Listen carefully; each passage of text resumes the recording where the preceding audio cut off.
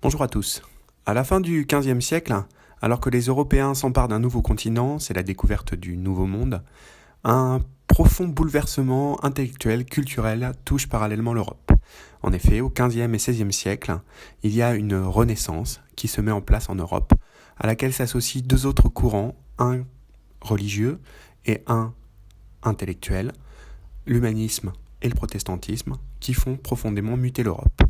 C'est le cours sur Renaissance, humanisme et réforme religieuse, les mutations de l'Europe. Alors, 15e et 16e siècle, ce sont des temps de changement profond. Et donc on peut se demander dans quelle mesure la Renaissance, l'humanisme et le protestantisme au 15e et au 16e siècle entraînent-ils un temps de mutation majeure pour l'Europe. Alors d'abord, on va étudier rapidement le développement de l'humanisme, un nouveau regard sur l'homme, c'est la première partie du cours. Alors cet humanisme, c'est un mouvement intellectuel qui se met en place à l'échelle européenne à partir du 15e siècle.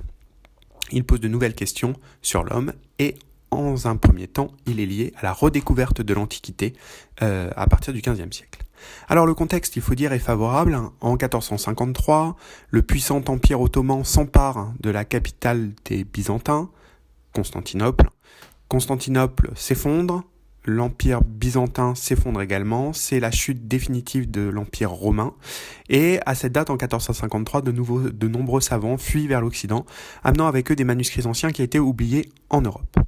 Alors, cette redécouverte de l'Antiquité va entraîner une réflexion de la part des intellectuels sur la civilisation médiévale, qu'ils jugent barbare, et en parallèle, ils vont estimer que la redécouverte de l'Antiquité est une bonne chose, car l'Antiquité est une période de lumière.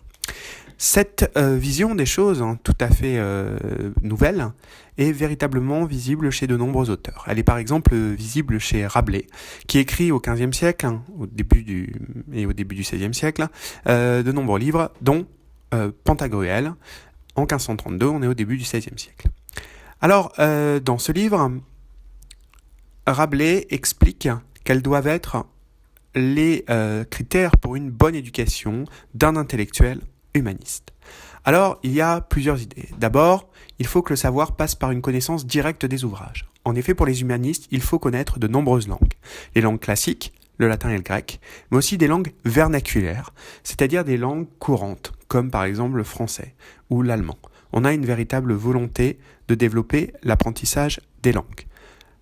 Deuxième idée, deuxième critère, pour Rabelais, l'homme ne peut être libre que s'il est cultivé. Pour cela, il faut absolument qu'il apprenne des éléments classiques. Et donc ça passe par l'apprentissage de deux ensembles de matières qui étaient dès l'Antiquité considérées comme des matières de base à apprendre pour les intellectuels. C'est ce qu'on appelle le trivium et le quadrivium. Trivium, T-R-I-V-I-U-M, quadrivium, Q-U-A-D-R-I-V-I-U-M. Alors dans l'Antiquité, le trivium, c'est l'ensemble des matières qui sont liées à ce qu'on appelle l'art de la parole.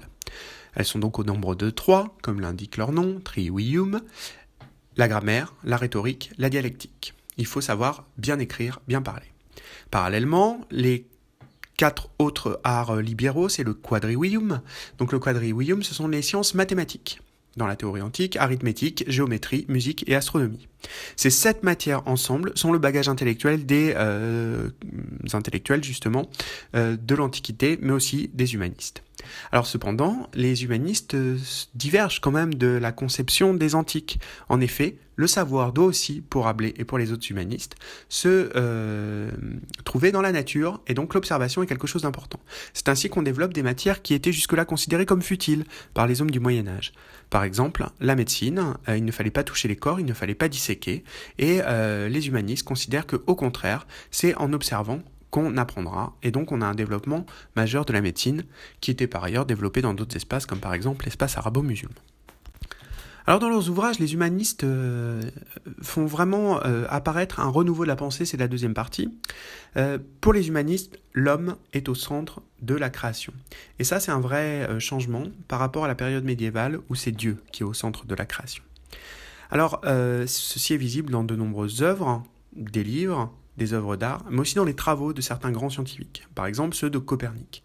Copernic est astronome, et pour la première fois, il émet l'idée de l'héliocentrisme, c'est-à-dire que c'est le Soleil qui se trouve au centre de la Terre. On a bien sûr une remise en question profonde du dogme religieux des catholiques qui considèrent que la Terre est au centre de l'univers car Dieu l'a voulu ainsi. Parallèlement, on a des médecins ou chirurgiens comme Vézal qui, eux aussi, font des travaux qui remettent en cause cette question religieuse. Puisque par la chirurgie, on commence à ouvrir des corps et on se rend compte que ce qu'on considérait comme étant l'organisation interne du corps n'est pas du tout celle qui était décrite dans les textes religieux. On a donc des changements profonds de paradigme. L'homme est au centre de tout le système et ce n'est plus Dieu. Alors, ce mouvement humaniste est un mouvement global, européen, et c'est la troisième partie.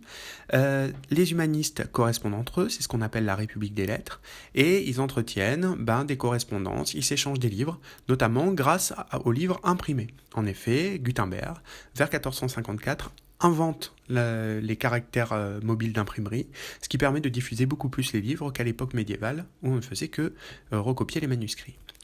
Alors parmi tous les humanistes, il y en a un qui est devenu la figure centrale, symbolique de ce système de la République des lettres et de l'humanisme, c'est le grand penseur Erasme.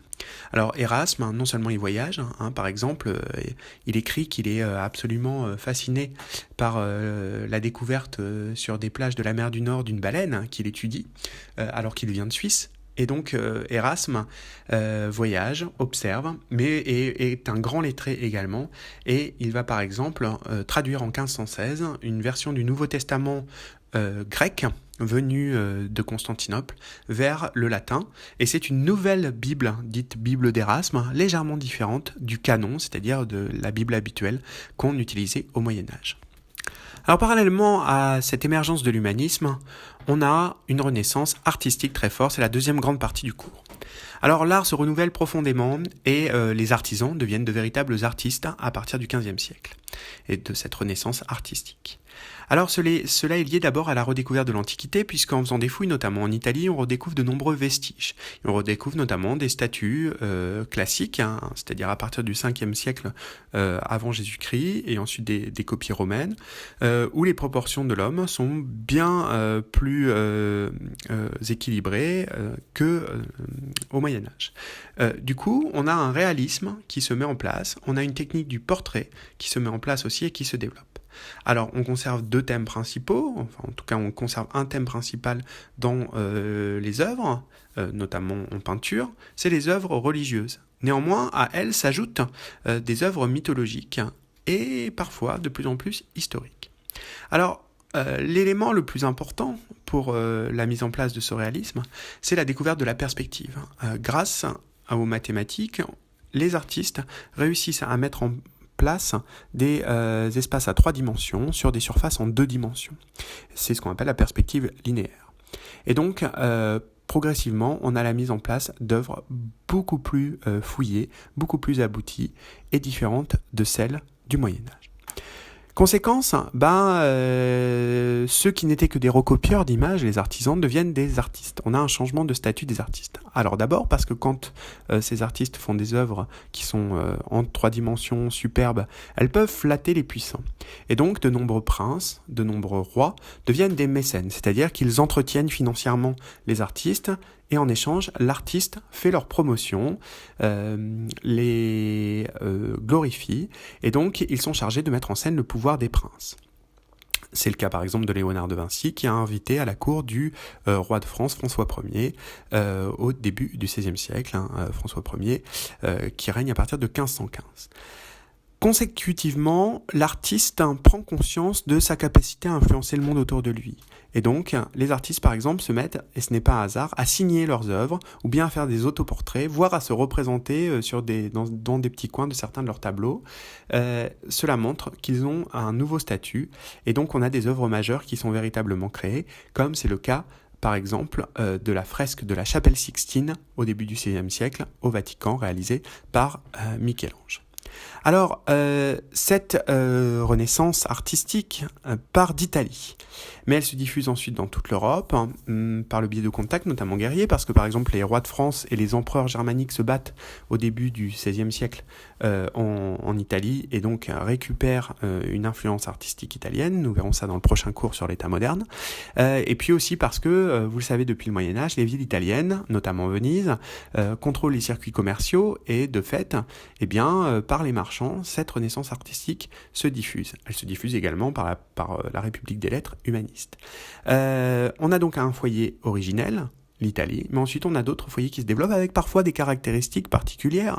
Les maîtres flamands, par exemple, dans les Pays-Bas, au nord de l'Europe, développent des techniques et un réalisme différent de celui des Italiens de la Renaissance, de même que l'école française est différente de l'école italienne.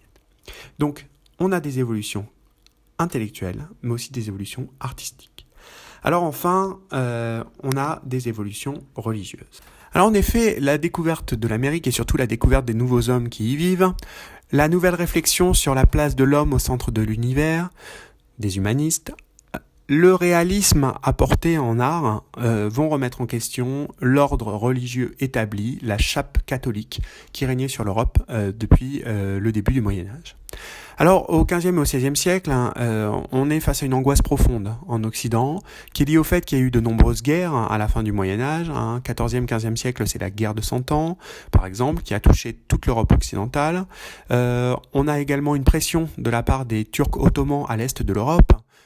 Les sultans ottomans qui en 1453 prennent Constantinople, font chuter l'Empire byzantin et deviennent ensuite potentiellement une menace pour les Occidentaux. La mort est aussi présente par le biais des grandes épidémies, car on a eu une grande épidémie de peste noire qui a tué près de la moitié de la population européenne entre 1347 et 1351. Cette présence de la mort est extrêmement visible dans des œuvres, par exemple, ce qu'on appelle les danses macabres.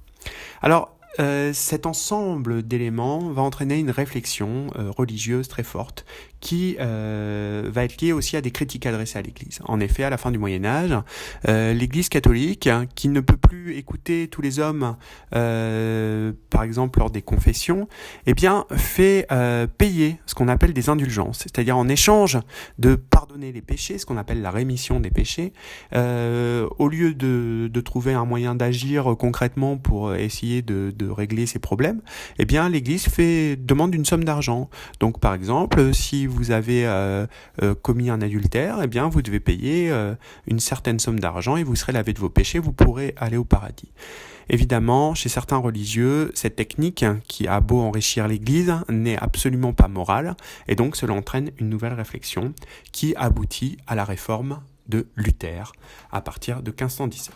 Alors Luther, c'est un moine catholique à la base allemand, mais qui publie en 1517 une œuvre majeure, les 95 thèses, dans lequel il dénonce les dérives de l'Église catholique. Il accuse l'Église de vouloir s'enrichir par le biais de ses indulgences. Il accuse l'Église d'avoir perdu son message originel, d'utiliser la mort pour faire peur aux vivants. Et pour lui, seul Dieu, en fait, peut amener les hommes au paradis. C'est absolument pas l'Église qui en est possible. Et donc, il prêche un message d'éloignement de l'Église. Alors, Luther est rapidement condamné par l'Église et il va y avoir une rupture liée à cette querelle des indulgences, comme on l'appelle. En 1521, Luther refuse de remettre en question ce qu'il a dit, il refuse de se rétracter, et donc on considère que vraiment une nouvelle religion apparaît, ce qu'on appelle le protestantisme. Très vite, de très nombreux princes allemands dans le Saint-Empire le suivent. On a même une grande guerre civile, on peut dire religieuse, en Allemagne. On va en avoir une aussi en France. En Allemagne, elle se termine en 1555, un peu plus tard pour la France. Alors Luther prêche une religion bien plus personnelle que le catholicisme. Il pense que le croyant peut avoir directement accès aux ouvrages, notamment à la Bible, et donc il considère qu'il faut la traduire dans des langues vernaculaires, par exemple le français ou l'allemand, pour que les gens les comprennent mieux et ne soient pas en train d'écouter le prêche d'un prêtre qu'ils ne comprennent pas en latin souvent, donc personne ne comprenait rien. Les thèses de Luther, elles sont associées à tout ce que je vous ai dit jusque-là, à l'humanisme et à la redécouverte des proportions, etc., et de l'Antiquité. Le protestantisme va très vite s'étendre, il trouve des disciples un peu partout, en Suisse, en Angleterre, mais sous des formes différentes. Ainsi, Jean Calvin, par exemple, en Suisse et en France, va avoir une version un petit peu différente du protestantisme, ainsi que Henri VIII, qui met en place, le souverain anglais, qui met en place l'anglicanisme en Angleterre. En Angleterre, c'est essentiellement pour se séparer du pape, et finalement on garde la plupart des rituels catholiques, tout en se disant protestants. Alors les conséquences de la réforme sont énormes. D'abord, c'est la fin de l'unité religieuse en Europe occidentale, qui était la caractéristique majeure au Moyen-Âge. L'Église catholique va surtout réagir en initiant ce qu'on appelle une contre-réforme. Pour combattre les protestants, il va y avoir plusieurs réponses. Des réponses d'ordre spirituel, par exemple. Le pape va créer en 1534, enfin le pape, en fait, un grand catholique, Ignace de Loyola, va créer une compagnie directement mise en place sous le pape, les jésuites, qui ont pour but de prêcher la bonne parole catholique à travers toute l'Europe. Et parallèlement, entre 1545 et 1563, l'Église catholique organise ce qu'on appelle un grand concile, en réunissant tous les évêques, le concile de Trente, pour réaffirmer la foi catholique, trouver des solutions et permettre à la foi catholique de perdurer. Bien sûr, le protestantisme est condamné. Face à cette première conséquence, face à cette réforme catholique, les protestants continuent de prêcher leur propre version du christianisme. Alors surtout, on a des guerres. Donc on a déjà parlé de la guerre du Saint-Empire, mais il y a aussi des guerres de religion, 8 en France, entre 1562 et exactement 1598, quand le roi Henri IV finit par accepter les protestants en France avec un grand édit de tolérance, l'édit de Nantes, mais nous verrons ça dans le cours suivant. Alors, les bouleversements sont donc immenses en Europe. Fin de l'unité religieuse, redécouverte de l'Antiquité, nouvelle réflexion sur la place de l'homme, la Renaissance est vraiment l'entrée dans l'ère moderne qui va se caractériser par la suite par la transformation des systèmes politiques, ce que nous verrons dans le prochain cours. Bonne journée à tous, merci d'avoir écouté ce cours.